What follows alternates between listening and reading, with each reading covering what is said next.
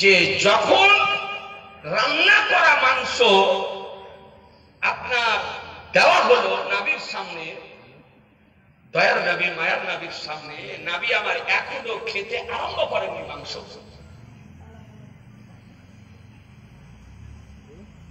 সেই সময় নবী আমার সংবাদ দিতেছে। আর এই আবু দাউদ শরীফে বলা হয়েছে নবী আমার মাংস খাওয়ার জন্য উঠিয়েছেন, সাহাবীগণ এক এক পিস করে খেয়ে নিয়েছেন। তাতে নবী আমার বলছেন মাংস আর খেও না।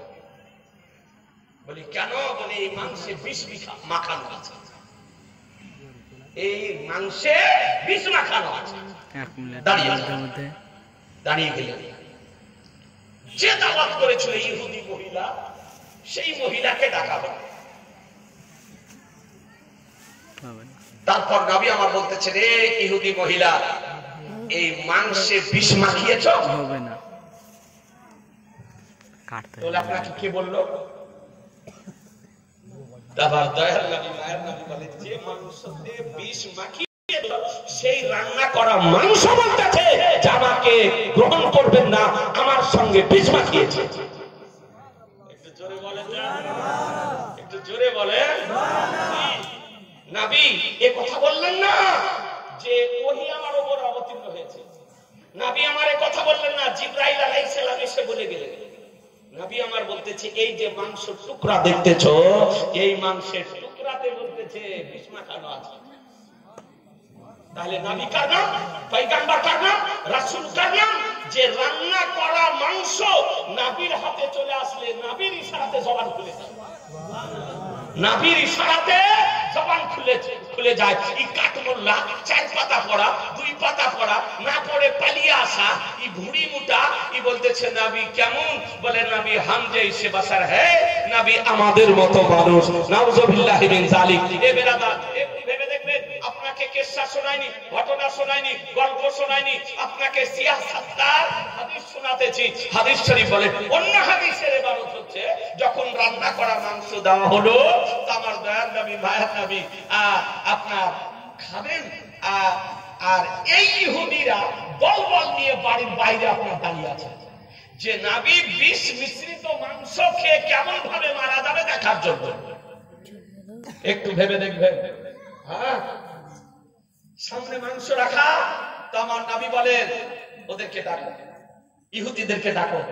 ইহুদিদেরকে ডাকা হলো, বাড়ির মধ্যে গেল, গোশত রান্না করা মাংস সামনে রাখা আছে।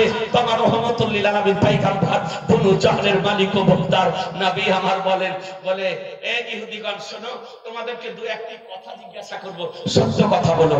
বলে বলুন, সত্য কথা বলবো, মিথ্যা কথা বলবো না। আর তো বলতেছে, বলো তো তোমাদের বাপের নাম কি, তোমাদের পিতার নাম কি বলো তো।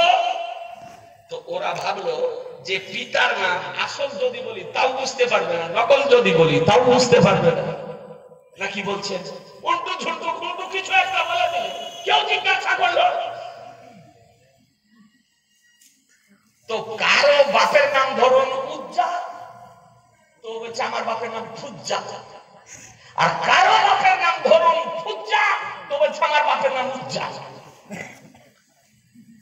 তোমার রহমতুল লিল আলামিন বলেন, তোমরা সব মিথ্যা বলেছ, সব মিথ্যা। তোমার বাপ পিতার নাম এই, তোমার পিতার নামে, তোমার পিতার নামে, তোমার পিতার নামে নবীর কি জ্ঞান, নবীর কি পাওয়ার, যে নবী মুস্তাফা আসল পিতার সংবাদ দিতে পারেন না। পিতার সংবাদ দিতে পারেন, মিথ্যা প্রমাণিত হলো। দ্বিতীয় প্রশ্ন নবী আমার করতেছেন হাদিস শরীফে, যাচ্ছা বলো তো জাহান্নামে তোমরা যাবে, আমরা কারা জাহান্নামে যাবে?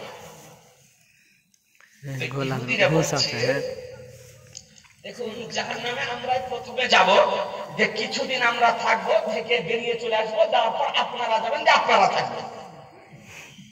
বলে নাউজুবিল্লাহ, জোরে বলে নাউজুবিল্লাহ। তো নবী আমার বলেন, এটাও তোমাদের মিথ্যা কথা, এটাও তোমাদের মিথ্যা কথা। আমরা কোনদিন জাহান্নামে যাব না, তোমরাই জাহান্নামে যাবে আর তোমরাই জাহান্নামে থাকবে। দুটো নবী আমার প্রশ্ন জিজ্ঞাসা করলেন, তাদের জ্ঞানের বাইরে প্রশ্ন, ভাবতেই পারেনি যে এইরকম প্রশ্ন নবী জিজ্ঞাসা করবেন। তৃতীয় নম্বরে নবী আবার জিজ্ঞাসা করতেছেন, আচ্ছা বলো তো, মিথ্যা বলো না, এই যে মাংস আমাকে খেতে দিয়েছো, এই মাংসে কি বিষ মাখিয়েছ?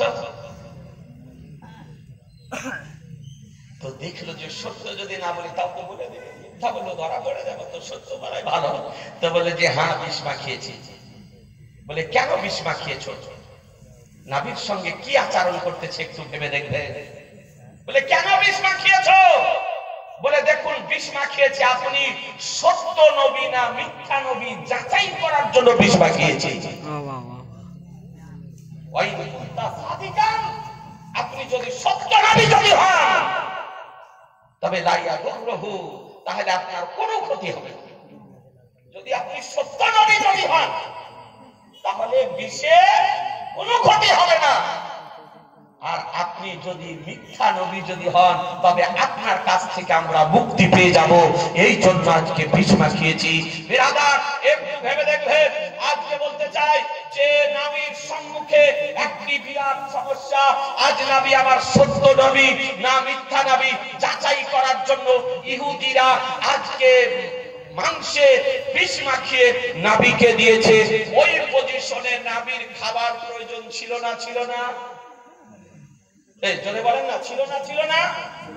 ছিল। যদি নবী না খেতেন তবে বলতো সারা লাইফ তারা বলতো যে এ নবী বিষ মিশ্রিত মাংস খেতে পারেনি।